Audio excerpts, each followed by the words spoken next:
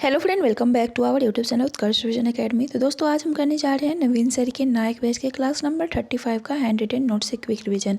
इससे पहले हमने क्लास 1 से 34 तक का रिवीजन करा दिया है, तो जिन्होंने उसे नहीं देखा है वे हमारे चैनल के प्लेलिस्ट में जाकर देख सकते हैं। तो आइए आज की क्लास को शुरू करते हैं। आज का हमारा टॉपिक है महान न्यायवादी और संसद के बारे में। बात करें भारत के महान न्यायवादी की, तो इसका वर्णन जो है हमारे संविधान के आर्टिकल 76 में किया गया है। और भारत का जो महान न्यायवादी होता है वो जो होता है सर्वोच्च विधि अधिकारी होता है, या फिर मुख्य विधि अधिकारी के नाम से भी इसे जानते हैं। और इसे जो है पहले कानूनी अधिकारी के नाम से भी जाना जाता है। और यह जो पद है वह ब्रिटेन से प्रेरित है, लेकिन इसमें अंतर है कि ब्रिटेन का जो महान न्यायवादी होता है वो हाउस ऑफ कॉमन्स का सदस्य होता है, लेकिन भारत में जो महान न्यायवादी है वह संसद के किसी भी सदन का सदस्य नहीं होता है। बात करें महान न्यायवादी की नियुक्ति की, तो इसकी नियुक्ति जो होता है राष्ट्रपति के द्वारा और प्रधानमंत्री की सलाह पर किया जाता है, और यह जो होता है राष्ट्रपति के प्रसाद पर्यंत होता है। इसके कार्यकाल की बात करें तो इसका कार्यकाल जो होता है पूर्णकालिक नहीं होता है, यानी इसका कोई कार्यकाल जो है निश्चित नहीं किया गया है। बात करें महान न्यायवादी की योग्यताएं की, इसका पहला योग्यता है सर्वोच्च न्यायालय के न्यायाधीश चुने जाने की योग्यता उसके पास होना चाहिए, और उसके बाद देखा जाए तो वह भारत का नागरिक हो।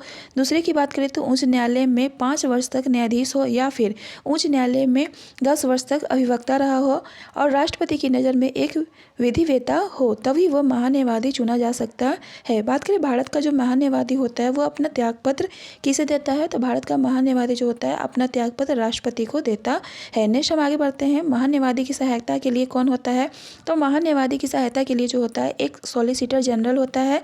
बात करें भारत के वर्तमान में सॉलिसिटर जनरल कौन है, तो भारत में महान न्यायवादी के हेल्प के लिए सॉलिसिटर जनरल है तुषार मेहता, और इनकी नियुक्ति जो होता है राष्ट्रपति के द्वारा किया जाता है, और प्रधानमंत्री की अध्यक्षता वाली कैबिनेट नियुक्ति समिति के सिफारिश पर किया जाता है। बात करें सॉलिसिटर के जनरल के लिए भी एक व्यक्ति होता है, तो सॉलिसिटर जनरल की सहायता के लिए जो होता है अतिरिक्त सॉलिसिटर जनरल होते हैं।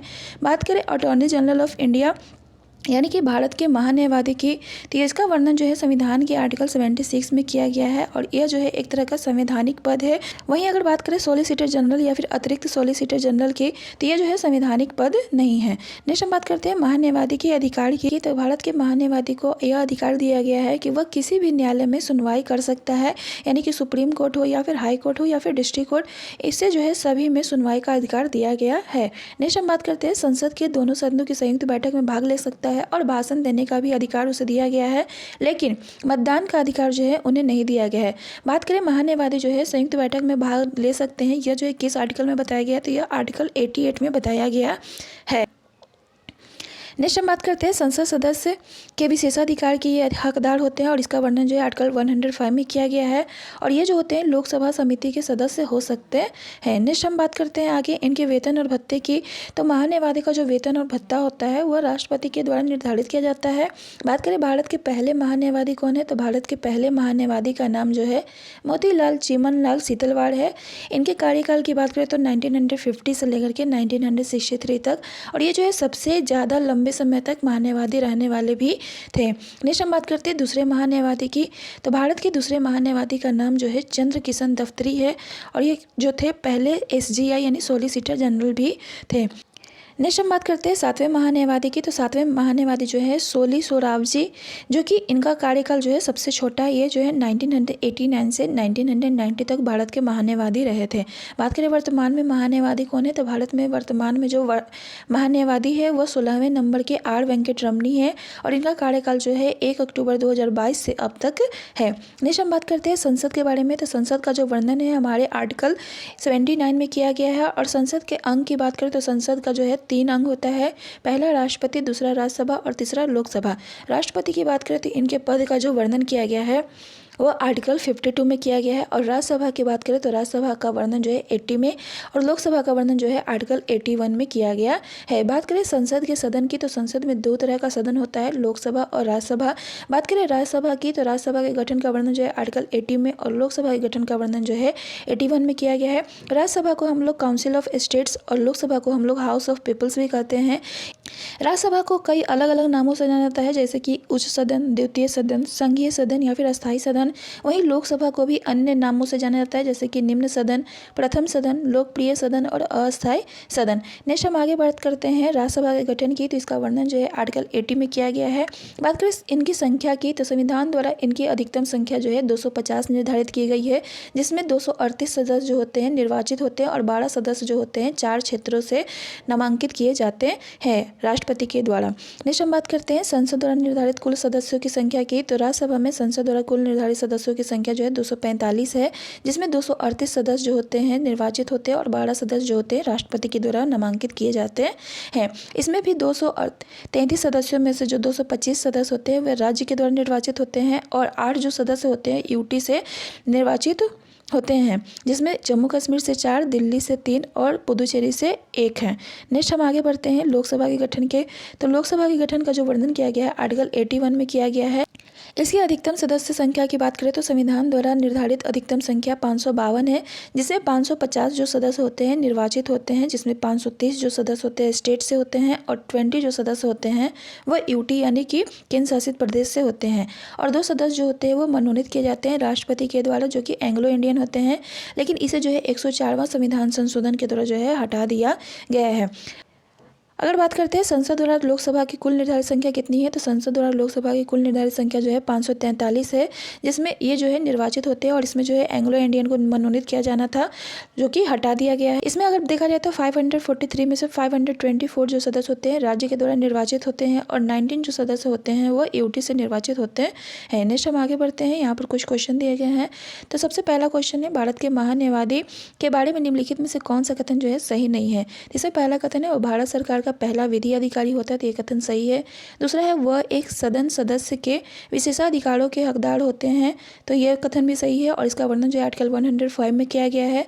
तीसरे ऑप्शन की बात करें तो वह सरकार के लिए एक पूर्णकालिक वकील होता है, तो ये कथन गलत है क्योंकि उनका कोई कार्यकाल जो है निश्चित नहीं होता है।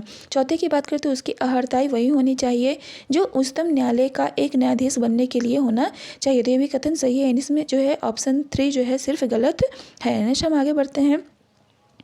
सेकेंड क्वेश्चन है भारत के महान्यायवादी के संबंध में निम्नलिखित में से कौन सा कथन सही नहीं है। तो इसमें पहला ऑप्शन है महान्यायवादी का कर्तव्य कानूनी मामलों में भारत सरकार को सलाह देना है, तो ये कथन सही है। दूसरा है महान्यायवादी राष्ट्रपति के प्रसाद पर्यंत कार्यालय का कार्यभार संभालेंगे, तो ये भी कथन सही है। तीसरा की बात करें तो महान्यायवादी का सर्वोच्च न्यायालय के न्यायाधीश के रूप में कार्य करना चाहिए था, तो ये कथन गलत है। और डी की बात करें तो महान्यायवादी को भारत के राष्ट्रपति द्वारा नियुक्त किया जाता है, तो ये कथन सही है। यानी इसमें ऑप्शन सी जो है सिर्फ गलत है।